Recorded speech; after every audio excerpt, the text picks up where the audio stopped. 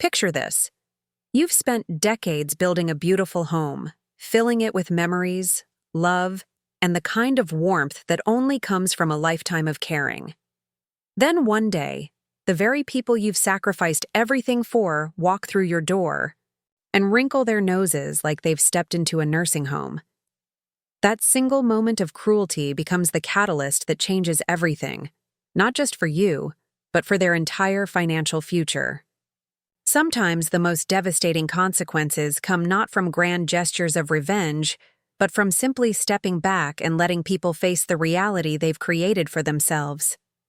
Before we jump back in, tell us where you're tuning in from. And if this story touches you, make sure you're subscribed, because tomorrow I've saved something extra special for you. My name is Margaret Chen, and at 73 years old, I thought I'd seen every shade of human ingratitude. I was wrong.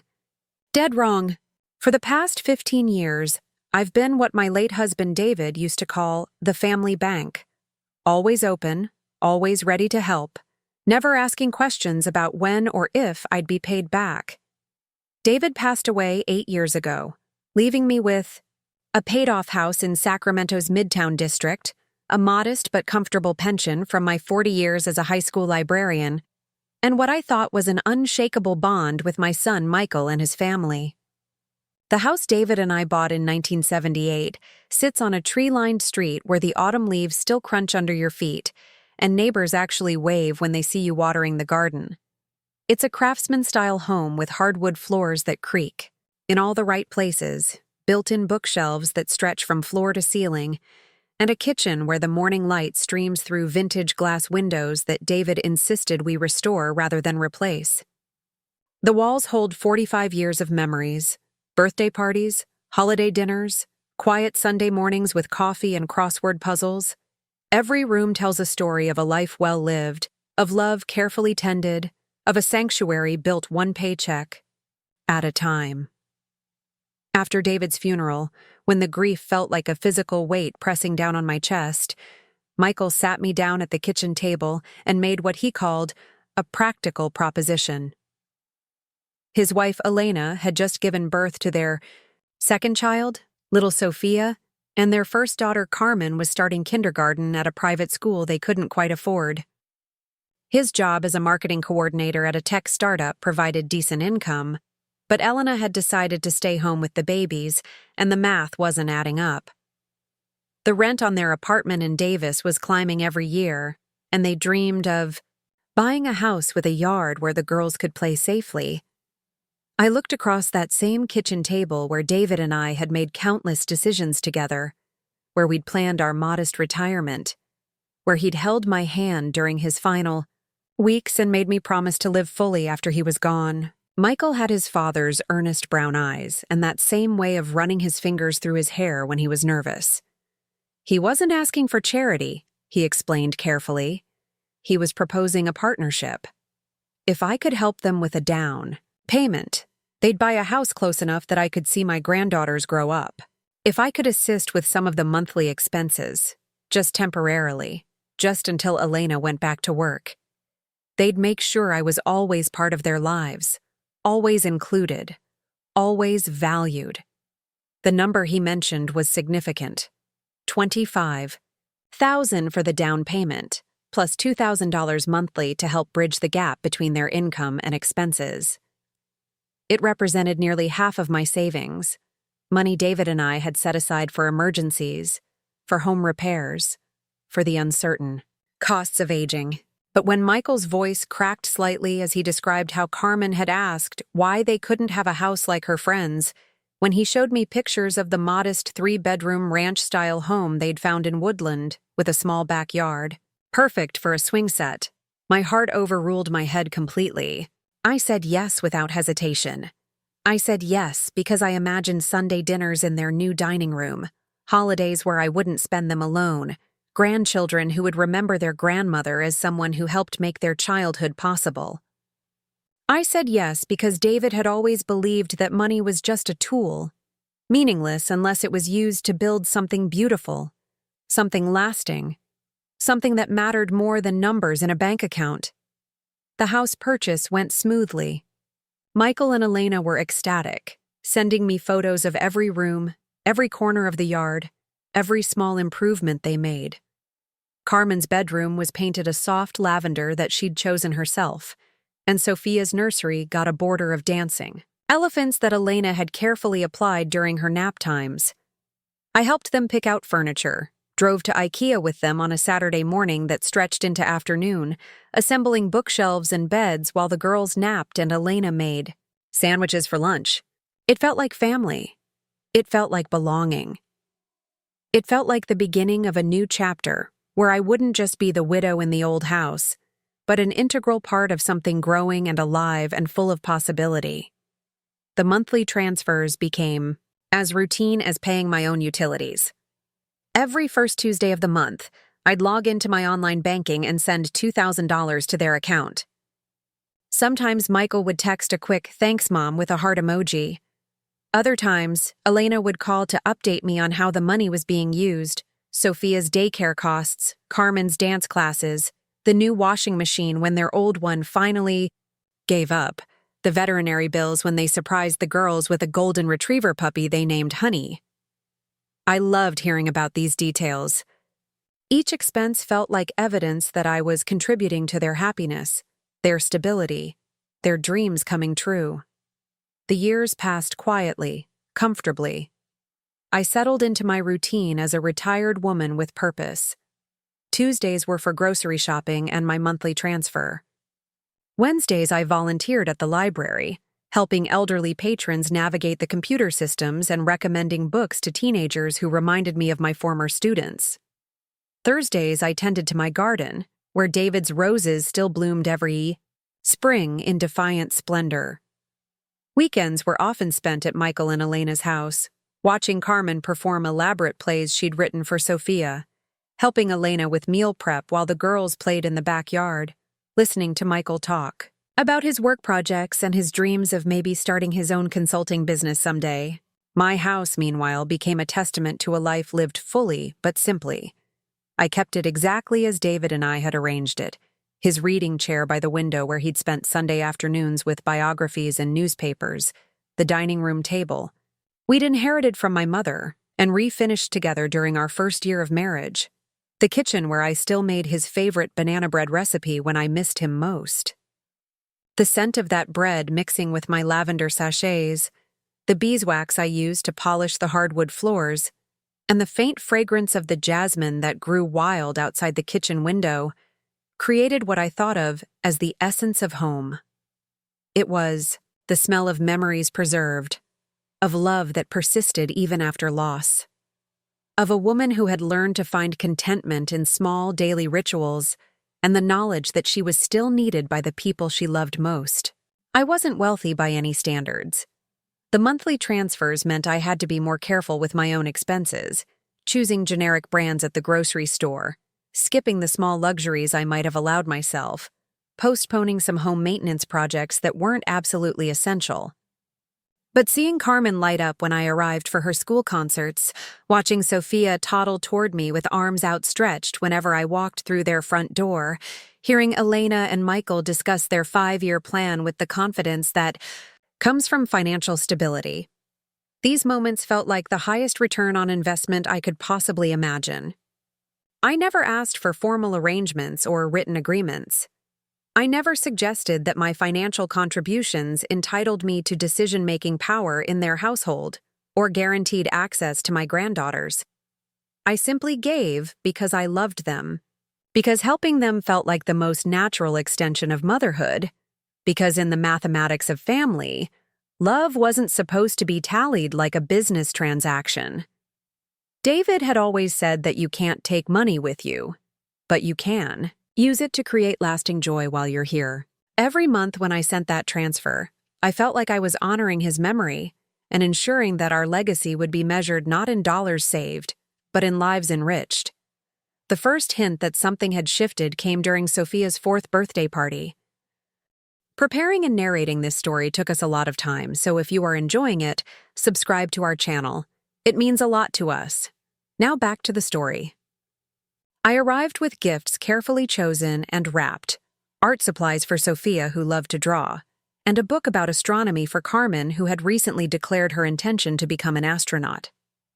The party was in full swing when I walked into their backyard, decorated with balloons and streamers in Sophia's favorite colors of pink and gold. Elena was arranging cupcakes on a table while Michael manned the grill, and both girls were running around with friends from Sophia's preschool class. I set my purse down on the kitchen counter and was heading toward the gift table when I overheard a conversation that stopped me cold.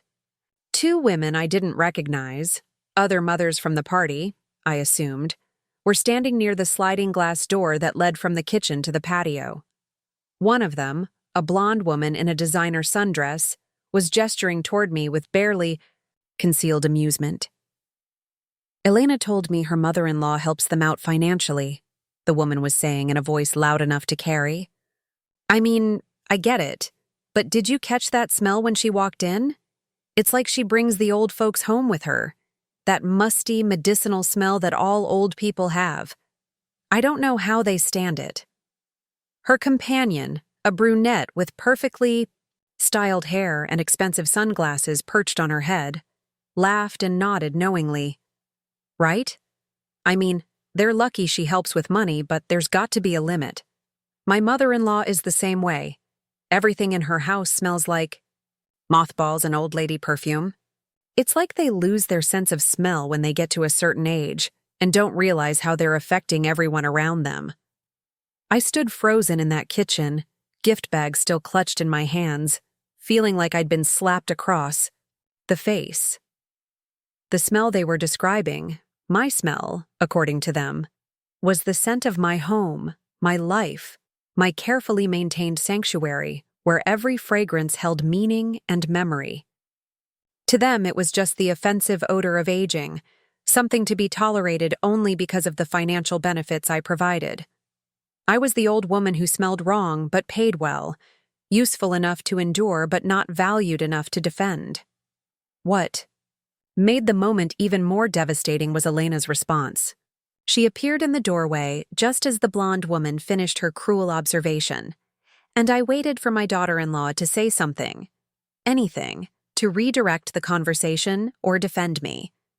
Instead, Elena glanced in my direction, then back, at the two women, and gave a small, apologetic laugh. I know, she said quietly, as if sharing a burdensome secret. Michael keeps saying we should talk to her about it, but it's so awkward. I mean, she's been so generous with us, especially with the house and everything. It feels ungrateful to bring up something like that. But you're right, it's really noticeable, especially in the car when she rides with us places. The blonde woman nodded sympathetically. Maybe there are products you could suggest? Or just, like, better ventilation when she visits? I've heard that sometimes older people don't realize how their medications can affect their body chemistry. Elena was nodding along, treating my presence, my very existence, like a problem to be managed rather than a person to be cherished. I wasn't just the old woman who smelled wrong. I was the old woman whose smell they discussed behind my back while still accepting my money, still inviting me to family gatherings, still allowing me to believe I was a welcome and valued part of their lives. I quietly set the gift bags on the counter and slipped out the front door without saying goodbye to anyone. The short drive home felt like the longest journey of my life. My hands were shaking as I unlocked my front door and stepped into the foyer of the house that David and I had lovingly maintained for over 4 decades. I stood there in the silence, taking deep breaths of what I had always considered the comforting sense of home. Lavender, lemon oil from cleaning the furniture, the faint sweetness of vanilla candles I sometimes lit in the evenings. And yes, perhaps the subtle mustiness that comes with old wood and well-worn fabrics and a house that had sheltered decades of living. For the first time, I tried to smell my home through their eyes, through the judgment of people who saw aging as something offensive rather than something earned. But even as I walked through each room, even as I wondered if they were right about some medicinal scent I couldn't detect, I felt something harder and colder settling in my chest. It wasn't shame about how I smelled. It was rage about how little they valued who I was. That night, I sat in David's chair by the window and thought about every birthday party, every holiday dinner, every casual Sunday visit where I had been, welcomed with smiles and hugs while privately being discussed as a problem to be tolerated. How many times had Elena and Michael exchanged glances about my presence? How many conversations had they had about the awkwardness of my smell versus the usefulness of my money? How many friends and family members had been warned about what to expect when the old woman arrived? I thought about the $2,000 I had transferred just the week before, money that came from my modest pension and the slowly dwindling savings that David and I had built together through decades of careful budgeting and small sacrifices. I thought about the $25,000 I had given them for their down payment, money I would never see again but had given gladly because I believed in their dreams and wanted to be part of their future. I thought about all the ways I had tried to make myself useful, valuable, necessary to their lives while never imagining that my very presence was being discussed like an unfortunate side effect of my generosity. The next morning, I called Michael. He answered on the second ring, his voice cheerful and unsuspecting. "Hey, Mom. Thanks for the gifts yesterday. The girls loved them, especially Sophia's art set. She's already made like 5 drawings to show. Next time you come over." I took a deep breath, steadying myself for a conversation I had never imagined having. "Michael, I need to ask you something, and I want you to be honest with me." There was a pause, and when he spoke again, his tone had shifted slightly. "Sure, Mom. What's going on?" "Do you and Elena think I smell bad?" The silence that followed was answer enough. It stretched long and uncomfortable, filled with the sound of my son trying to figure out how to navigate a question he had clearly hoped would never come up. When he finally spoke, his voice was careful, measured, like he was diffusing a bomb. "Mom, why are you asking that?" "Because I overheard some people at Sophia's party yesterday talking about it. Elena was part of the conversation. She seemed to agree that it's a problem you've discussed between yourselves." Another pause, longer this time. Then Michael sighed, and I could picture him running his fingers through his hair the way he did when he was trying to find the right words for a difficult situation. "Look, Mom, it's not that you smell bad exactly. It's just your house has a certain scent, and sometimes it carries over to your clothes or your hair. Elena mentioned it once or twice, but it's not a big deal. I mean, all older people's houses have that kind of smell. It's normal." Normal. The word hit me like a physical blow. My scent, my presence, my very existence in their lives had been reduced to something normal and inevitable and slightly unpleasant that they had learned to tolerate. I wasn't Margaret, the woman who had loved and supported them unconditionally. I was just another old person with another old person's smell, endured because of the financial benefits I provided. "I see," I said quietly. "And how long have you two been discussing this problem?" "Mom, please don't make this into something bigger than it is. It's just one of those things. Like how Dad used to leave his coffee cups everywhere, or how Elena always forgets to put the cap back on the toothpaste. Families have these little things they deal with." But it wasn't a little thing, and we both knew it. The coffee cups and toothpaste caps were the small irritations that come with loving someone. This was different. This was about fundamental respect, about whether I was seen as a person worthy of dignity or just an aging inconvenience whose financial contributions made my other shortcomings bearable. "Michael," I said, my voice steady despite the storm of emotions building inside me, "I want you to think very carefully before you answer this next question. If I didn't help you financially, if I couldn't send you money every month or help with emergencies, would you still want me in your lives? Would you still invite me to birthday parties and family dinners? Would my presence be worth tolerating despite my offensive smell?" "That's not fair, Mom. You know we love you. The money doesn't have anything to do with that." "Doesn't it? Because from where I'm standing, it feels like I've been buying my way into a family that sees me as a burden. It feels like I've been paying for the privilege of being tolerated while being mocked behind my back. Nobody's mocking you, Mom. You're overreacting. Overreacting. Another word that landed like a slap. The woman who had given them tens of thousands of dollars, who had helped make their comfortable life possible, who had never missed a monthly transfer or failed to show up when they needed her, was overreacting to being treated like a smelly inconvenience. You know what, Michael? Maybe you're right. Maybe I am overreacting. Maybe I should have realized years ago that charity comes with conditions, and one of those conditions is apparently accepting that the people you help will smile to your face while discussing your flaws behind your back.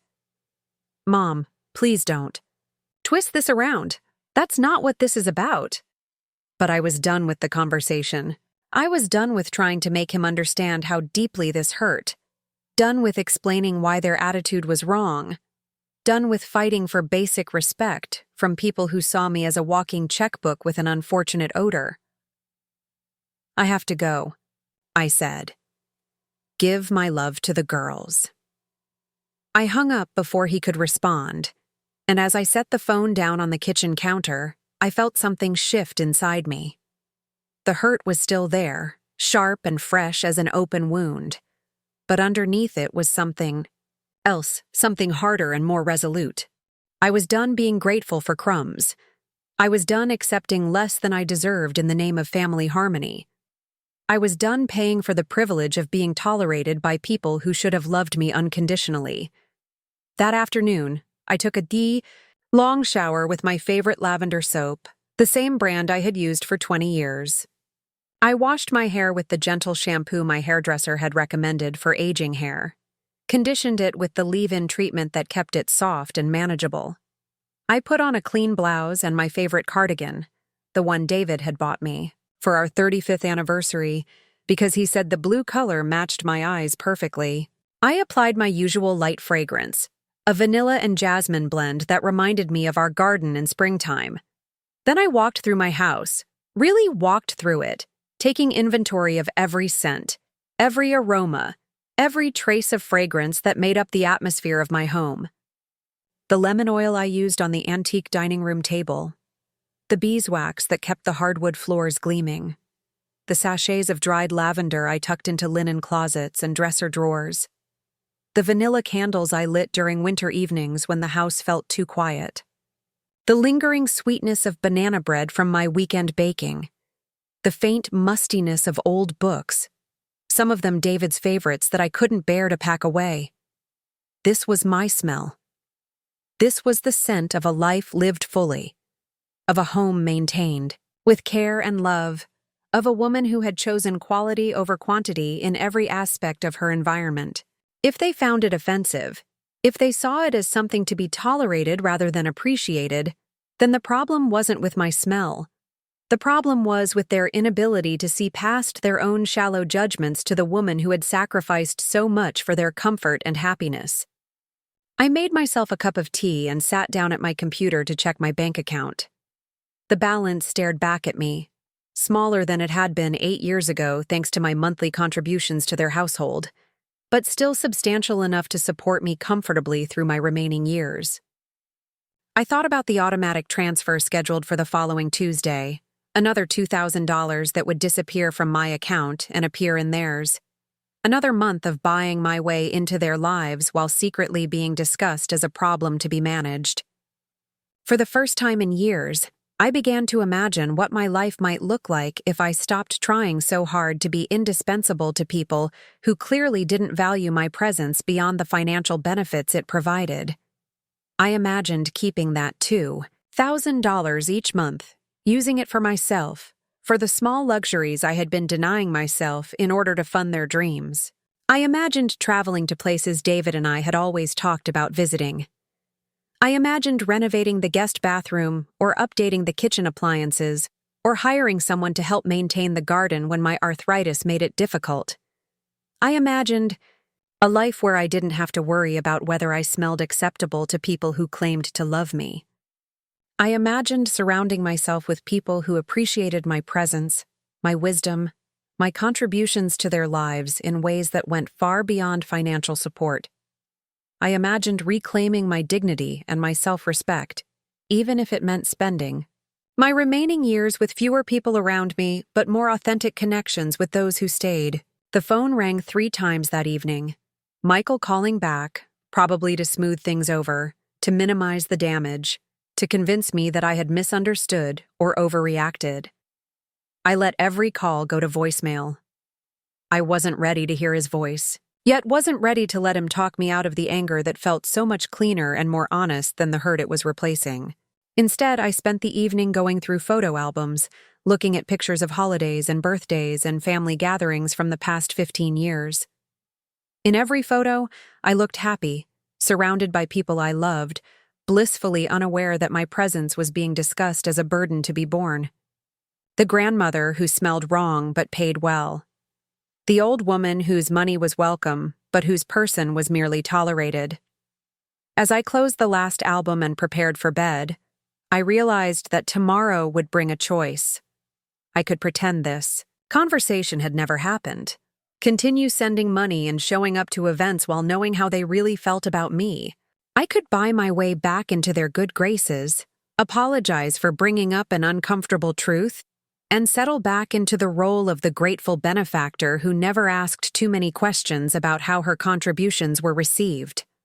Or I could do something I had never done before in my 73 years. I could put myself first.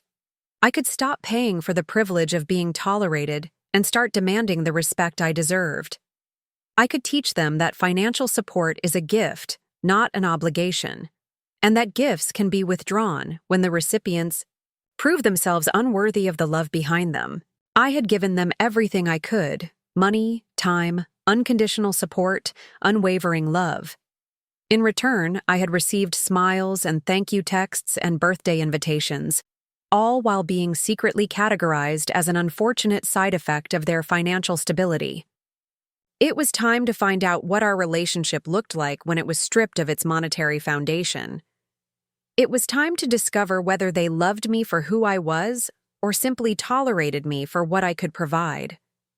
As I turned off the lights and headed upstairs to bed, I felt something I hadn't experienced in years: the exhilarating fear of someone about to take control of her own life, regardless of the consequences.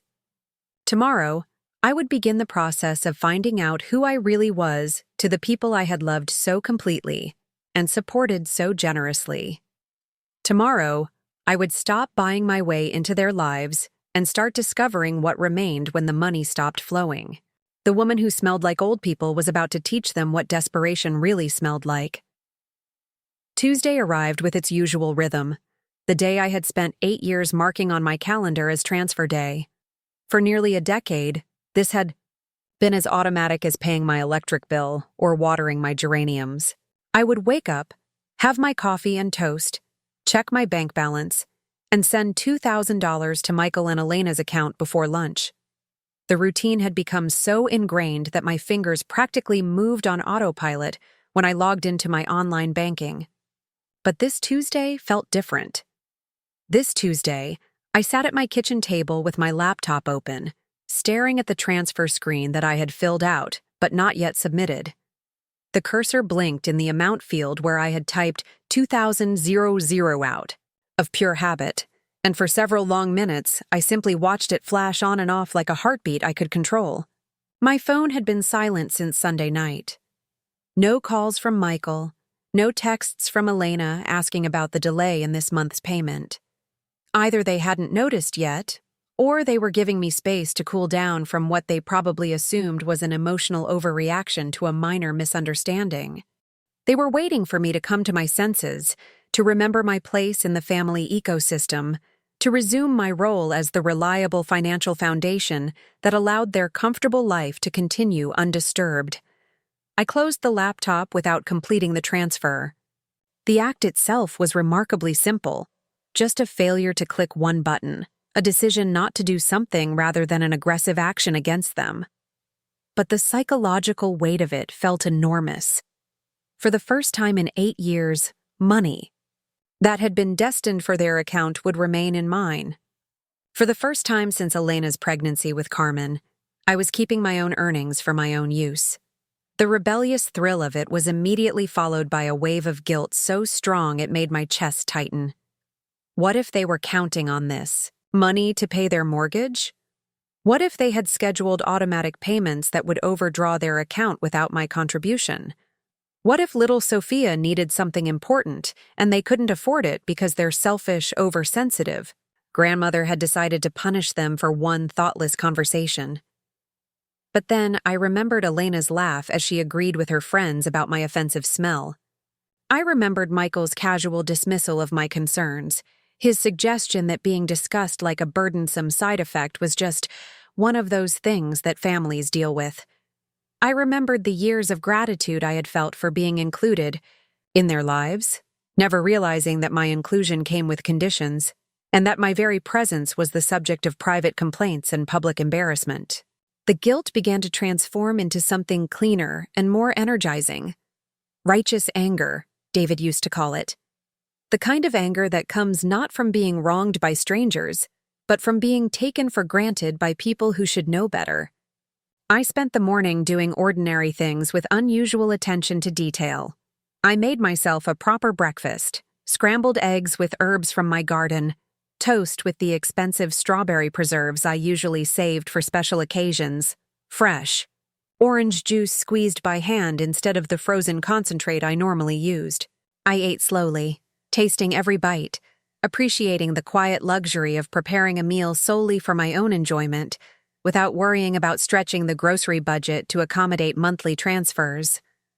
After breakfast, I walked through my house, with fresh eyes, seeing it not as the source of an embarrassing smell that offended younger sensibilities, but as a testament to a life well lived and carefully maintained.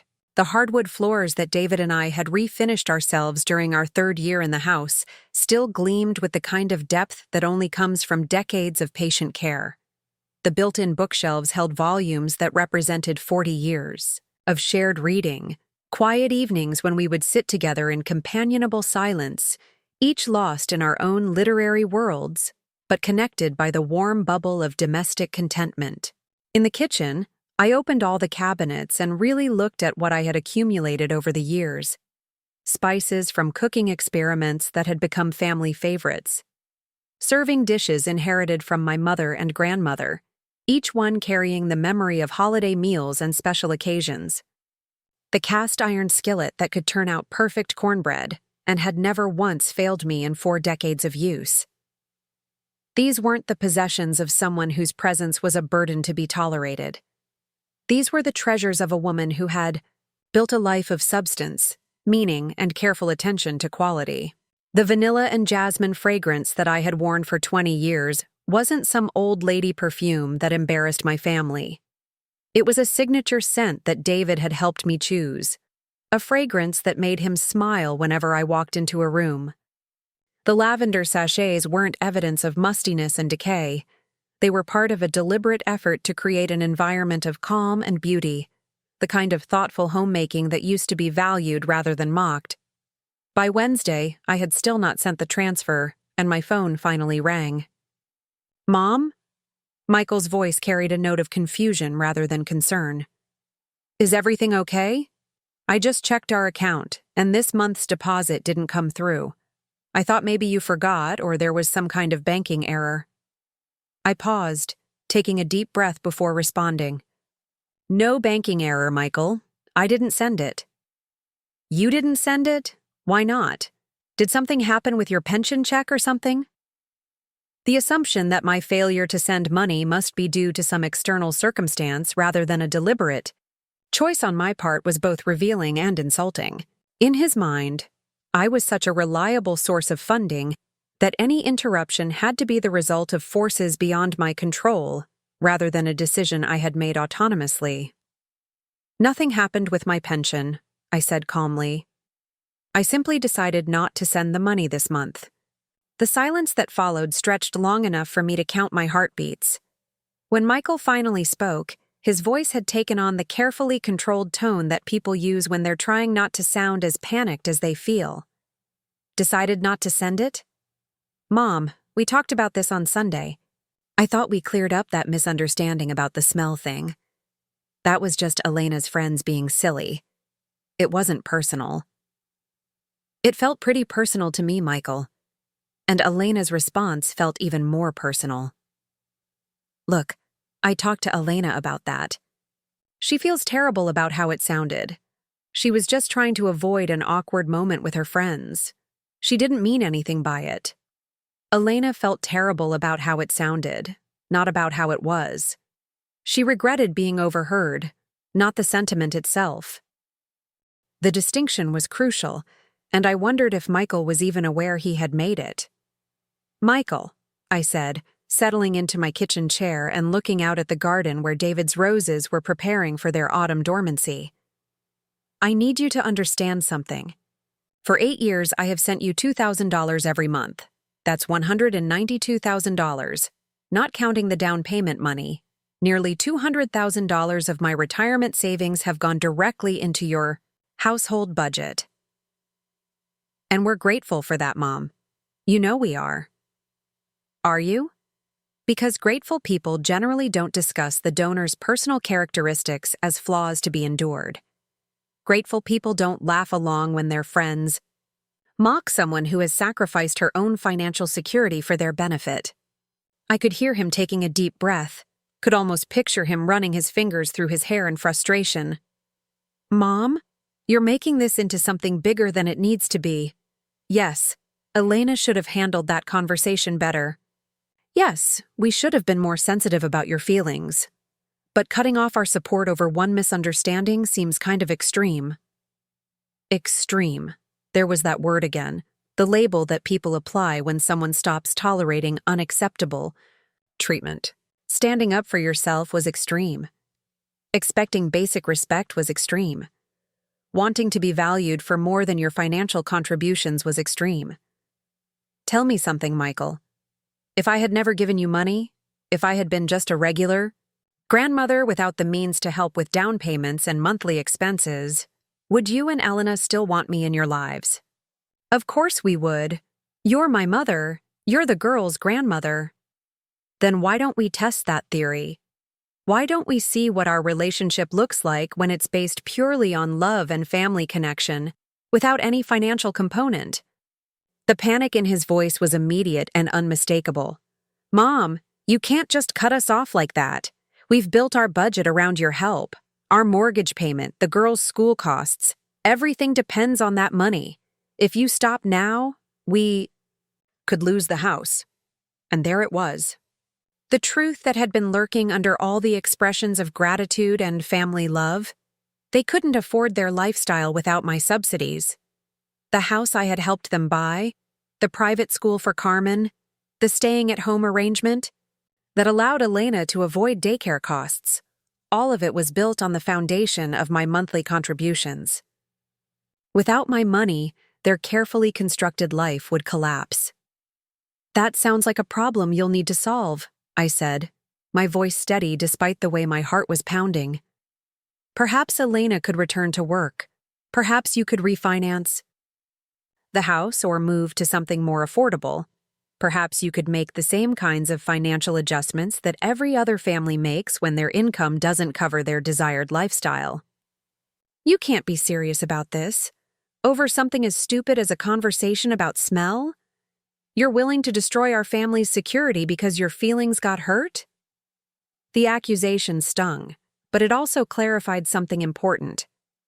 In Michael's mind, their family's security was my responsibility to maintain. Their comfort was something I owed them. Their lifestyle was something I was obligated to fund, regardless of how they treated me personally. I wasn't a beloved mother and grandmother whose generous spirit had improved their lives. I was a financial resource that they had come to view as permanent and unconditional. "Michael," I said, my voice growing firmer, "I want you to listen very carefully to what I'm about to say. Your family's security is not my responsibility. Your mortgage is not my obligation. Your children's education is not my debt to pay. For 8 years, I have chosen to help you because I loved you and wanted to contribute to your happiness. But that help was always a gift, not an entitlement. Mom, please don't do this. The girls need stability. Carmen is finally settled in her school, and Sophia is thriving in her preschool program. If we have to move or change schools because of money problems, it will traumatize them. The emotional manipulation was so transparent, it was almost insulting. Now I was responsible not just for their financial stability, but for my granddaughters' psychological well-being. If I stopped funding their lifestyle, I would be traumatizing children. If I expected basic respect in exchange for nearly $200,000 in gifts, I was being selfish and destructive. Those children, I said, are lucky to have a grandmother who loved them enough to help provide them with a beautiful home and educational opportunities they wouldn't have had otherwise. But they would be even luckier to have parents who could support them independently, who didn't require charity to maintain their standard of living. It's not charity, Mom. It's family helping family. Family helping family involves mutual respect, Michael. It involves treating each other with dignity. It involves not mocking the person who has emptied her retirement account to fund your dreams. I could hear voices in the background, Elena asking what was wrong, the sound of children playing, life continuing normally in the house that my money had helped them buy, sustained by the monthly transfers that had become so routine they probably barely thought about where the money came from anymore. "Look," Michael said, his voice taking on a pleading quality that I had never heard before. "Why don't you come over for dinner this weekend? We can all sit down and talk this through like adults. The girls miss you, and I know Elena wants to apologize properly for how that conversation went." The offer felt like a trap, an attempt to get me back into their physical space where the sight of my granddaughters would weaken my resolve, where Elena's tears and Michael's earnest explanations would convince me to resume my role as the family ATM. I could picture it clearly, a careful staging designed to remind me of how much they meant to me, how much good my money had done, how unreasonable it would be to withdraw support over something as trivial as their private discussions about my personal shortcomings. "I don't think so," I said. "Not right now." "Mom, please, don't let pride destroy what we have." Pride. As if expecting basic human dignity was some kind of character flaw. As if wanting to be valued for more than my bank balance was an unreasonable emotional indulgence. "What we have," I said quietly, "is a financial arrangement disguised as a family relationship.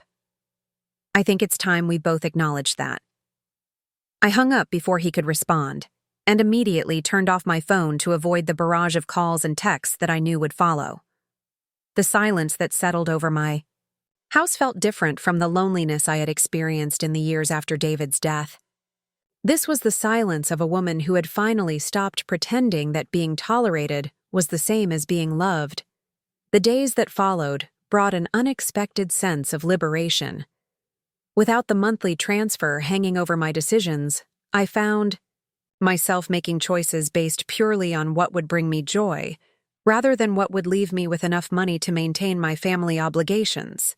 I bought the good coffee instead of the store brand. I hired a young man from the neighborhood to help with some garden maintenance tasks that had been getting difficult for me to manage alone. I made a donation to the library's literacy program, in David's memory, something I had been wanting to do for years, but had postponed because of my monthly commitments to Michael's household. Most surprisingly, I began to reconnect with parts of my life that I had allowed to atrophy during my years of family focus. My friend Dorothy from the library volunteered mentioned a book club that met weekly at the community center, and for the first time in years, I had the emotional energy to consider new social commitments. My neighbor, Mrs. Patterson, whose husband had died around the same time as David, invited me to join her for a senior Tai Chi class at the local recreation center. These weren't consolation prizes for losing my family connections. They were opportunities to build relationships with people who valued my presence for its own sake. I also began to notice things about my daily life that I had taken for granted during my years of financial sacrifice. The way morning light fell across my kitchen table created a perfect reading spot that I had been too rushed to enjoy. The small garden behind my house, which David and I had designed together, but which I had been maintaining with minimal attention, actually contained several varieties of herbs and flowers that could be harvested and used in cooking and crafts. The neighborhood around me was full of interesting people and activities that I had been too focused on family obligations to explore. By Friday of that first week, I realized that I was not missing the stress of wondering whether Michael and Elena appreciated my contributions. I was not missing the constant mental calculation of how much I could afford to give without compromising my own security. I was not missing the feeling of being perpetually grateful for crumbs of attention from people who should have been grateful for my presence in their lives. What I was missing were my granddaughters, Carmen's boundless creativity and her habit of narrating elaborate fantasy stories while she played, Sophia's infectious giggle, and the way she would insist on helping with any task, no matter how simple, because she wanted to be useful and important. The genuine, uncomplicated love that children offer before they learn to attach conditions and qualifications to their affection.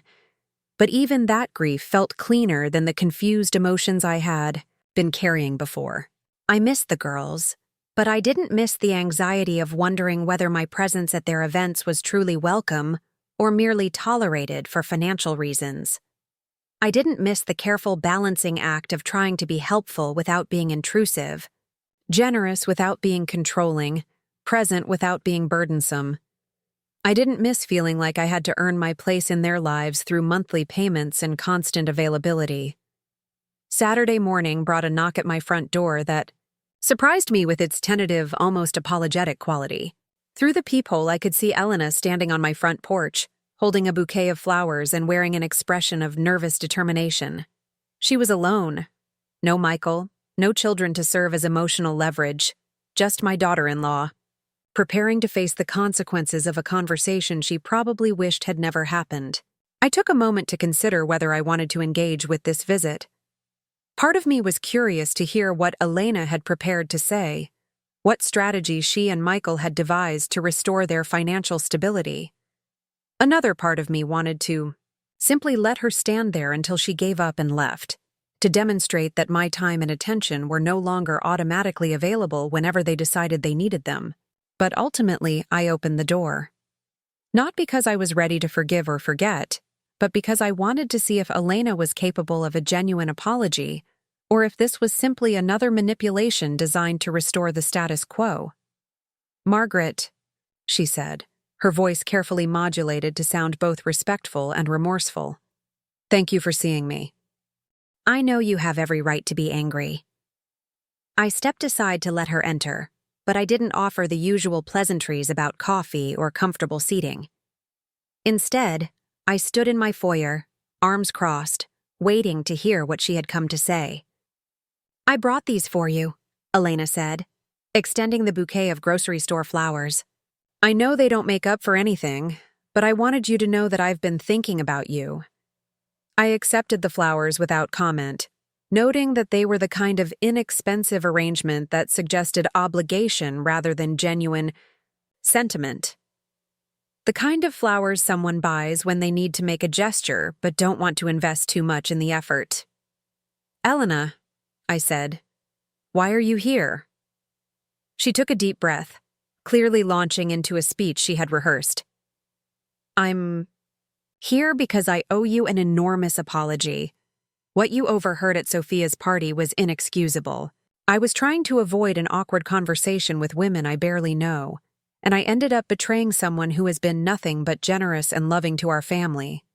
There's no excuse for that." The apology sounded sincere, but it was also carefully crafted to minimize the actual offense. She had been trying to avoid awkwardness, implying that the problem was social pressure rather than genuine sentiment. She had ended up betraying me, as if it were an accidental outcome rather than a deliberate choice to participate in mocking conversation. "And what about the sentiment itself?" I asked.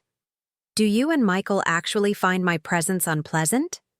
Do you discuss my personal characteristics as problems to be managed?" Elena's composure faltered slightly, and I saw a flash of the calculation happening behind her eyes. How much truth could she reveal without making the situation worse? How honest could she afford to be? Margaret, I think. I think sometimes when people get comfortable with each other, they notice little things that they might not mention if they were still trying to impress each other.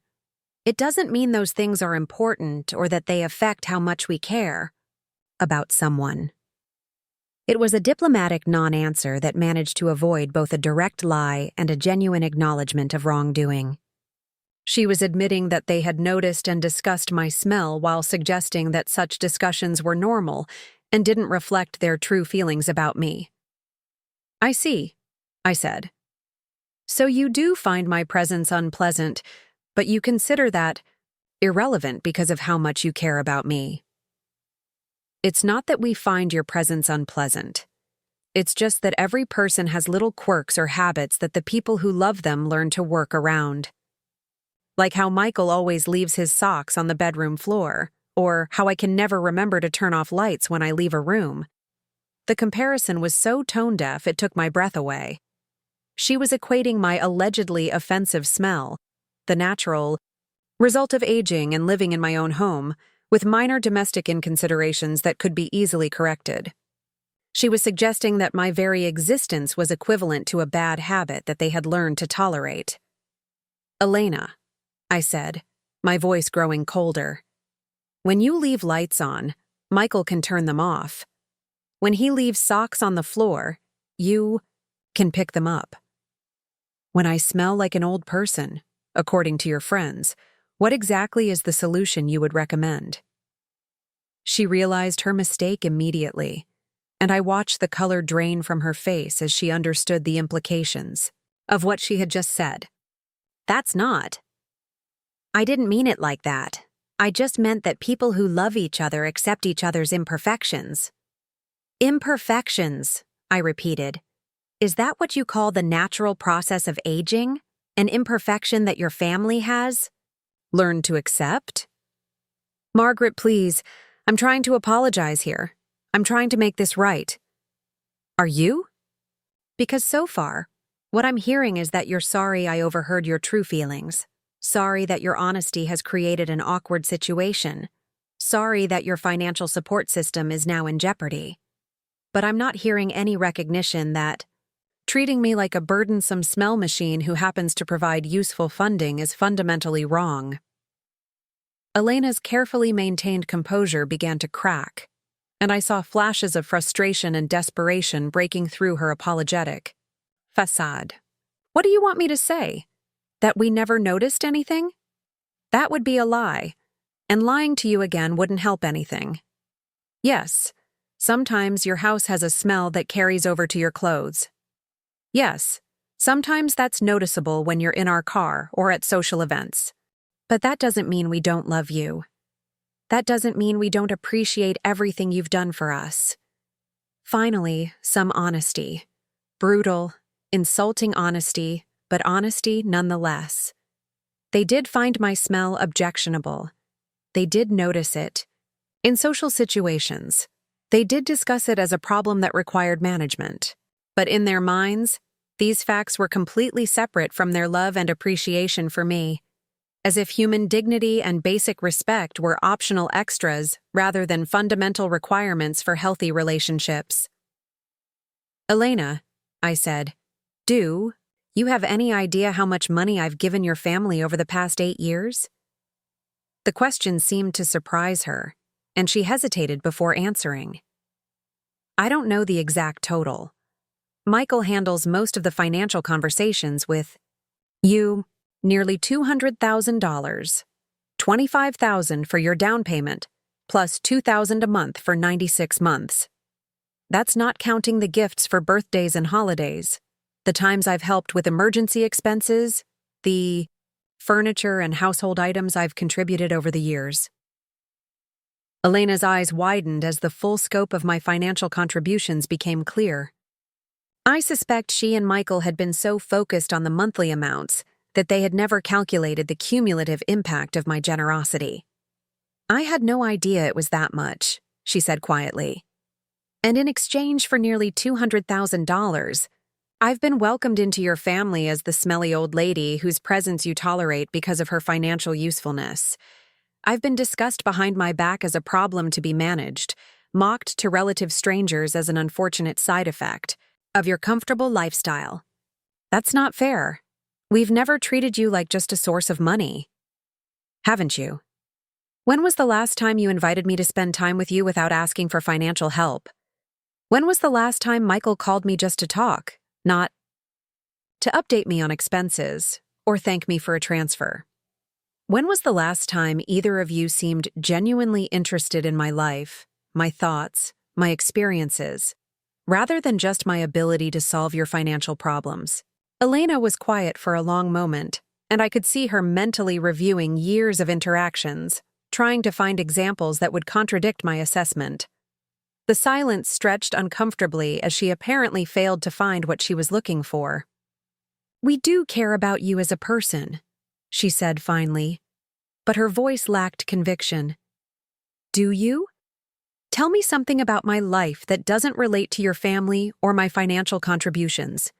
Tell me about my hobbies, my interests, my hopes for the future, my memories of your father-in-law.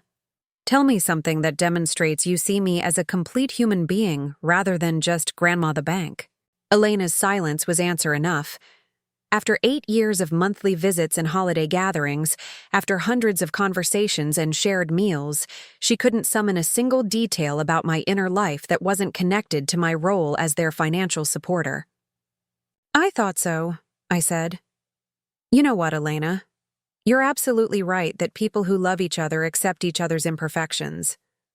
But first, they have to see each other as people worth knowing in the first place." Elena's apologetic facade finally crumbled completely, and I saw something harder and more desperate underneath. "What do you want from us, Margaret? What will it take to fix this?" "I want you to leave," I said calmly. "I want you to go home and figure out how to support your family without my subsidies. I want you to discover what your marriage looks like when it's not being propped up by someone else's retirement savings. I want you to learn what it feels like to stand on your own 2 feet instead of leaning on an old woman who apparently smells bad but writes good checks. You can't just cut us off like this. We have children to think about. And I'm sure you'll figure out how to take care of them. Other families manage to raise children without grandparents paying their mortgages. I have confidence that you and Michael will find a way." Elena's desperation finally boiled over into anger, and I saw a glimpse of what she really thought about our arrangement. "This is ridiculous. You're destroying your relationship with your granddaughters because your feelings got hurt. You're punishing children because of one stupid conversation." "I'm not punishing anyone," I said. "I'm simply no longer funding a lifestyle for people who don't respect me. That's not punishment. That's a natural consequence. The girls are going to ask where Grandma is. What are we supposed to tell them? Tell them the truth. Tell them that Grandma decided to stop giving Mommy and Daddy money every month, and now Mommy and Daddy have to make some changes to how the family lives. Tell them that sometimes grown-ups have disagreements about respect and kindness, and sometimes those disagreements have consequences." Elena stared at me with undisguised hostility, all pretense of apology and remorse finally abandoned. "You know what? Maybe this is for the best.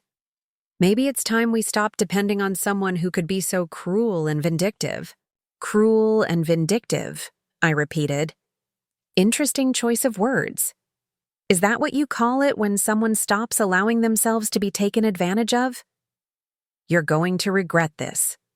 When you're sitting alone in this house with no family around you, when the girls forget about you because you chose money over love, you're going to realize what a terrible mistake you've made. "Elena," I said, opening the front door and gesturing for her to leave.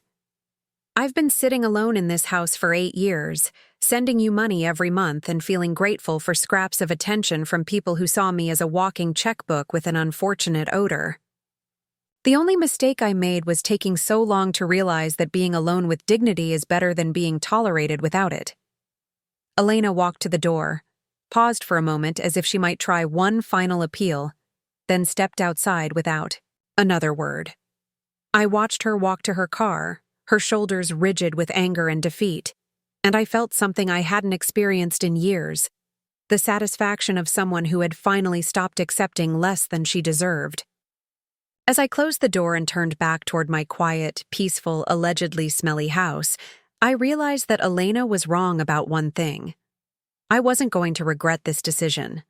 For the first time in 8 years, I was going to sleep well, knowing that I was valued for who I was, not what I could provide, and if that meant sleeping alone, so be it. Better to be alone with self-respect than surrounded by people who saw you as a necessary evil. The first month without sending the transfer felt like stepping off a cliff. Not because I missed the money, that $2,000 stayed in my account, earning interest and reminding me daily that I had reclaimed control over my own finances. The cliff feeling came from the strange sensation of severing a connection that had defined my relationship with my son's family for nearly a decade. I was learning what it meant to love people from a distance, to care about their well-being without feeling responsible for ensuring it through financial intervention. 3 weeks into this new reality, my phone rang at 7 in the morning. The caller ID showed Michael's number, but when I answered, it was Carmen's voice that greeted me. "Grandma Margaret? It's Carmen. Daddy let me call you because I wanted to ask you something important." My heart clenched at the sound of her voice. At 9 years old, Carmen had inherited Michael's earnest brown eyes and Elena's gift for dramatic storytelling. She was too young to understand the adult complications that had driven a wedge between her parents and me, too innocent to realize she was being used as an emotional weapon in a battle over respect and dignity. "Hello, sweetheart," I said, settling into David's chair by the window. "What did you want to ask me?" "Mommy said you're mad at us, and that's why you don't come visit anymore. She said you might not come to my birthday party next month, and I really, really want you to be there. I already made you an invitation with glitter and everything." The calculated cruelty of using Carmen to guilt me back into compliance was breathtaking. Michael and Elena had obviously coached her on what to say, how to phrase the situation, to maximize my emotional distress while minimizing their own culpability. They were counting on my love for my granddaughter to override my commitment to being treated with basic respect. "Carmen," I said gently, "I'm not mad at you or Sophia. You haven't done anything wrong. Sometimes grown-ups have disagreements about important things, and those disagreements mean we need to spend time apart while we figure things out. But I miss you, Grandma. And Sophia keeps asking why you don't come read stories anymore. She doesn't understand why her favorite grandma disappeared." The phrase favorite grandma was particularly manipulative, designed to remind me that I held a special place in the girls' hearts, a place that Elena's parents, who lived across the country and visited twice a year, could never fill. I was supposed to realize that walking away from my financial obligations meant abandoning these children who loved and needed me.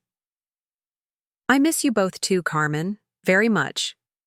But sometimes people need space to think about what kind of relationships they want to have with each other. Daddy says you're upset because Mommy's friend said something mean about how your house smells. Is that true?"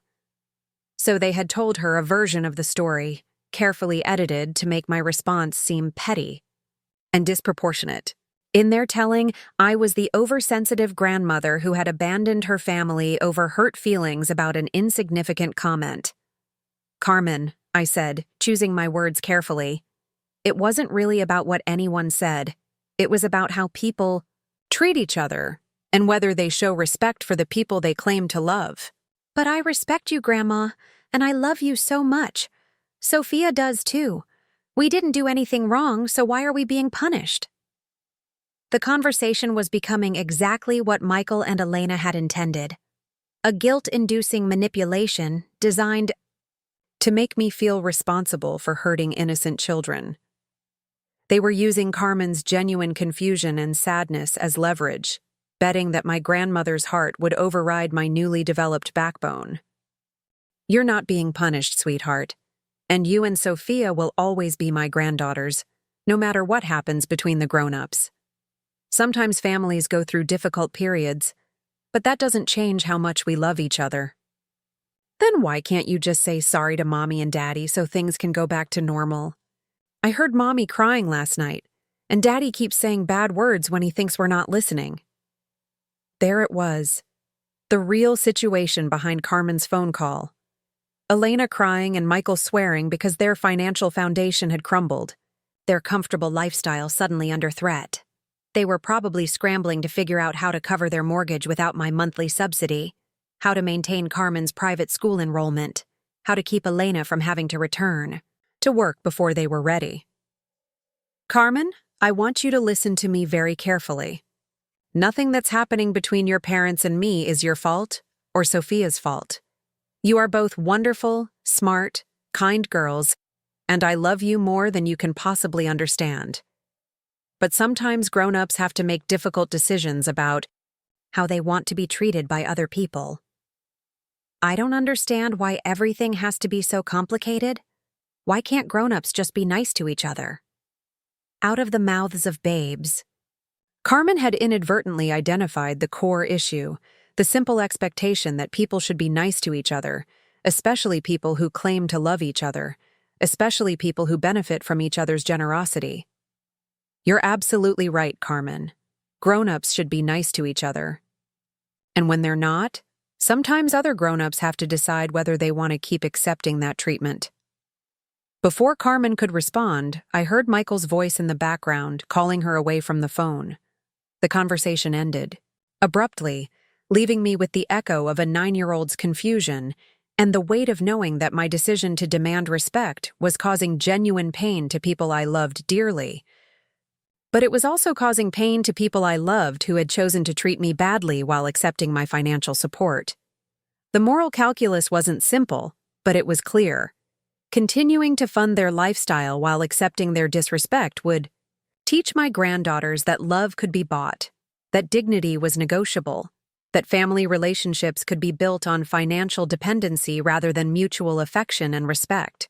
2 days after Carmen's call, Dorothy from the library volunteered group mentioned that she had seen Elena at the grocery store, loading her cart with generic brands and store coupons, looking stressed and tired. Elena had apparently confided that they were going through some temporary financial difficulties and trying to cut expenses wherever possible. Dorothy, unaware of the family drama, had expressed sympathy and offered to help connect Elena with local resources for families experiencing economic hardship. The irony was almost perfect. Elena, who had discussed my smell as an embarrassing burden to be tolerated, was now standing in grocery store aisles explaining her financial distress to relative acquaintances. The woman who had laughed along when her friends mocked my presence was now seeking sympathy from my friends about her struggles to make ends meet. I felt no satisfaction in learning about their difficulties. Their suffering brought me no joy, no sense of vindication or revenge. But I also felt no guilt about my role in creating their current situation. They were experiencing the natural consequences of building a lifestyle that depended on someone else's subsidies, and then treating that someone with casual contempt. A month later, I received a formal letter in the mail that surprised me with its business-like tone and complete absence of emotional manipulation. It was from Michael, typed rather than handwritten, laying out what he called a practical proposal for moving forward. He acknowledged that they had made mistakes in how they handled discussions about me with other people. He recognized that I deserved better treatment from family members who had benefited from my generosity. He proposed a structured arrangement where I would resume monthly financial support in exchange for guaranteed inclusion in family decisions, scheduled weekly visits with the granddaughters, and what he termed appropriate respect for your contributions to our household stability. The letter read like a business contract, complete with specific terms and conditions for how our relationship would function going forward. I would provide funding, they would provide access and gratitude, and everyone would operate according to clearly defined expectations and obligations. What struck me most about Michael's proposal was how completely it missed the point of what had gone wrong between us. He was still thinking in transactional terms, still trying to solve a human problem with logistics and rules.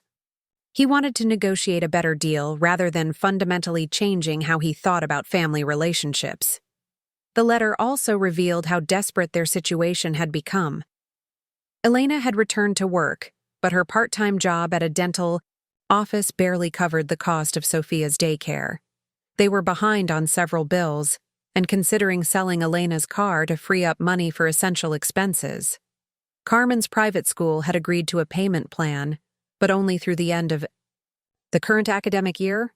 They were living month to month, paycheck to paycheck, discovering what financial insecurity felt like for the first time in 8 years. I didn't respond to the letter immediately. Instead, I spent several days thinking about what kind of relationship, if any, I wanted to have with Michael's family going forward. Did I want to return to monthly transfers and regular visits, armed now with explicit agreements about how I would be treated? Did I want to maintain some connection with my granddaughters, while keeping financial support off the table? Did I want to step away entirely, allowing them to rebuild their lives without my involvement?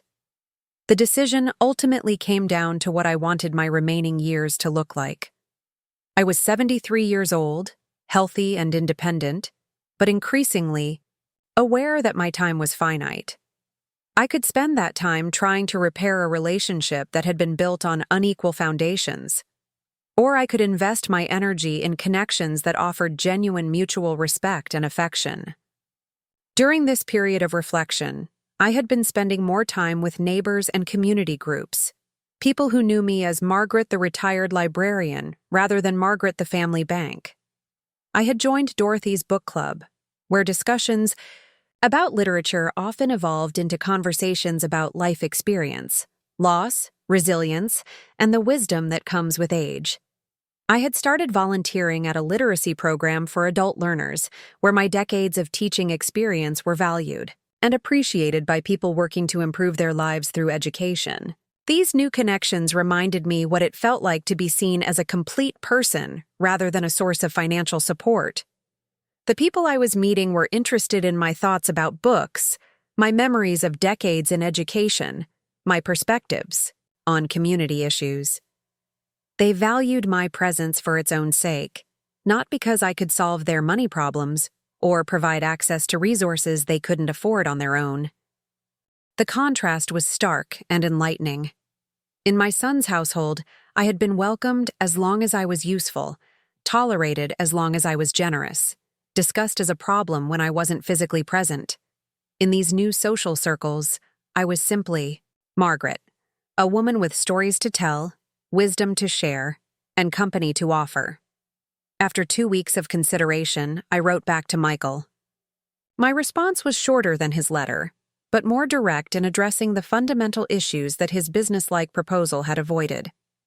I told him that I appreciated his acknowledgement of past mistakes, but that I wasn't interested in negotiating a contract for how family members should treat each other. I explained that healthy relationships are built on genuine affection and respect, not on financial dependency and formal agreements about appropriate behavior. I made it clear that I would always love him and Elena and my granddaughters, but that I was no longer willing to fund their lifestyle while being treated as anything less than a valued and respected family member. I suggested that they use this period of financial independence to discover what their marriage and family life looked like when it wasn't being subsidized by someone else's retirement savings. I also told him that I hoped, in time, we might rebuild our relationship on a foundation of mutual respect rather than financial dependency, but that such rebuilding would require genuine changes in how they viewed me and my role in their lives, not just better management of their public discussions about my personal characteristics. The letter was difficult to write, and even more, difficult to send. It represented a final break with 8 years of financial support and family involvement. It meant accepting that I might not see my granddaughters grow up, might miss birthdays and holidays and important milestones. It meant choosing dignity over connection, self-respect over family harmony.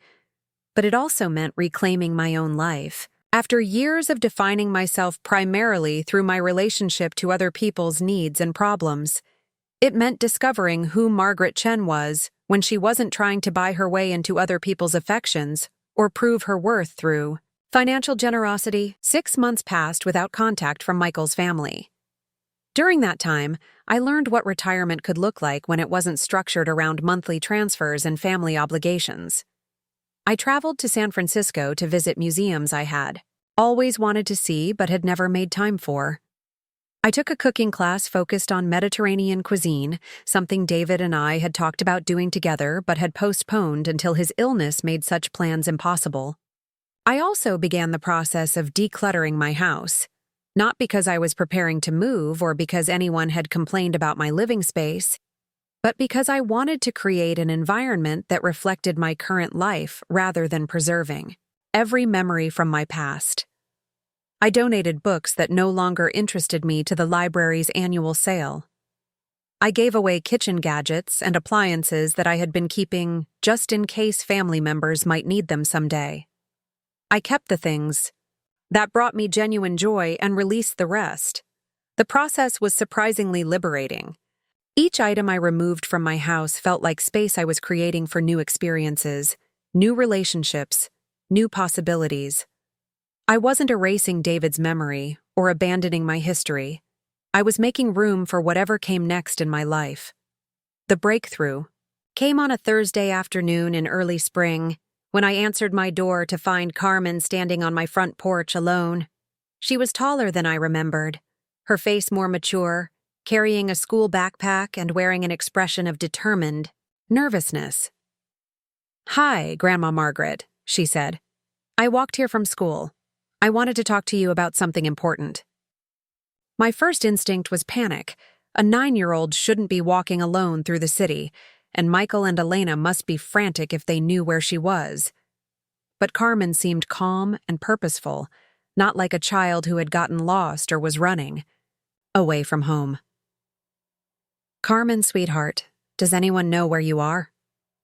"I told Daddy I was going to the library after school to work on a project. And I did go to the library first. I just came here afterward. I know how to get home from here, so don't worry." I invited her inside, offered her a snack and a glass of milk, and waited to hear what had motivated this independent expedition to my house. "Grandma," she said, sitting at my kitchen table with the serious expression she had inherited from Michael, "I want you to know that I understand what happened between you and my parents." I raised an eyebrow, curious about what version of events she had pieced together from overheard conversations and adult explanations. "You understand? Mommy and Daddy were mean to you. They said rude things about you and they hurt your feelings. And then when you got upset, they acted like you were being silly instead of saying sorry properly." Her summary was remarkably accurate for someone her age, and I wondered how much of the family drama she had witnessed or overheard during the month since I had stopped my financial support. "And I also know that you used to give us money every month to help pay for our house and my school and stuff like that. And when Mommy and Daddy were mean to you, you decided to stop giving us money." I nodded, impressed by her clear understanding of the situation's basic dynamics. "Daddy says you're being unfair because you're punishing me and Sophia for something we didn't do. But I think Daddy's wrong about that." "Why do you think he's wrong?" Carmen took a sip of milk and considered her words carefully. "Because you didn't take the money away to hurt us. You took it away because Mommy and Daddy weren't treating you like someone they loved. And if they really loved you, they would have treated you better even without the money." Out of the mouths of babes indeed. At 9 years old, Carmen had grasped the fundamental principle that her parents had failed to understand. That love requires respect, that financial support is a gift rather than an obligation, that relationships built on dependency rather than genuine affection are ultimately hollow. "I miss you, Grandma," she continued, "but I also think you're right to stay away until Mommy and Daddy figure out how to be better." We talked for another hour about school and books and her dreams of becoming either an astronaut or a veterinarian, depending on whether she decided she preferred space or animals. It was the kind of conversation I had missed desperately during the months of family estrangement. Genuine connection with someone who valued my presence for its own sake rather than for what I could provide. When it was time for Carmen to head home, she hugged me tightly and said something that brought tears to my eyes. "I love you, Grandma Margaret. Not because you used to help us with money, but because you're kind and smart, and you always listen to my stories. And someday, when Mommy and Daddy are ready to love you the right way, I hope you'll come back to us." After Carmen left, I sat in my kitchen for a long time, thinking about the wisdom of children and the possibility of redemption. My granddaughter had understood something that the adults in her life had failed to grasp: that love without respect is not really love at all, and that relationships worth having are worth working for. 3 weeks later, Michael called. Not to negotiate or propose new arrangements, but to apologize. Really apologize, without conditions or explanations or attempts to minimize what had gone wrong between us. "Mom," he said, his voice carrying a weight of genuine remorse, "I need to tell you that you were right about everything. Elena and I have spent the past few months trying to figure out how to manage without your help, and we've learned some difficult truths about ourselves and our marriage." He told me about the fights they had had when the money stopped coming, arguments about spending priorities and lifestyle expectations that had revealed how little they had communicated about their long-term goals and values. He described Elena's return to full-time work and the humbling experience of asking his own parents for emergency assistance when Carmen got sick and they couldn't afford the medical bills. "We built our whole life around your generosity," he said, "and then we treated that generosity like something we were entitled to instead of something we should be grateful for every single day." Michael also told me about conversations he had had with Carmen, who had apparently been asking pointed questions about why they had lost their relationship with me and whether they had been fair in their treatment of someone who had given them so much. She made me realize that we taught our daughters that family love could be bought and sold, that financial support was more important than emotional respect. That's not the lesson I want them to learn about relationships. The apology felt genuine in a way that Elena's previous attempt had not. Michael wasn't trying to negotiate a return to financial support or manipulate me back into compliance. He was acknowledging fundamental failures in how he had approached our relationship and expressing real understanding of why I had needed to step away. "I don't expect you to forgive us immediately," he continued. "I don't expect you to trust us again right away. But I wanted you to know that we understand now what we lost when we lost your respect, and it was so much more than just money." We talked for over an hour, honestly and openly in a way we hadn't communicated in years. Michael asked about my life, my activities, my health, my happiness. Questions focused on me as a person rather than as a resource. He shared details about his work, his struggles with financial responsibility, his efforts to rebuild his marriage, on a foundation of genuine partnership rather than external support. He didn't ask for money. He didn't mention their ongoing financial challenges or hint that my assistance would be welcome. He simply wanted to rebuild our connection as human beings who loved each other without the complicated dynamics that financial dependency had created. By the end of the conversation, we had tentatively agreed to start over slowly. Maybe a lunch together, just the two of us, to continue rebuilding trust. Maybe, eventually, family dinners where I would be welcomed as a beloved grandmother rather than tolerated as a useful benefactor. The rebuilding process took months, but it was worth every careful step. Elena eventually offered her own genuine apology, acknowledging not just her public mockery, but the deeper disrespect it represented. She talked about how the experience of financial hardship had taught her to appreciate, rather than take for granted, the people who had helped make their comfortable life possible. I never resumed the monthly transfers. Michael and Elena learned to live within their actual means, made difficult choices about housing and education costs, and discovered strengths they hadn't known they possessed when they were relying on my subsidies.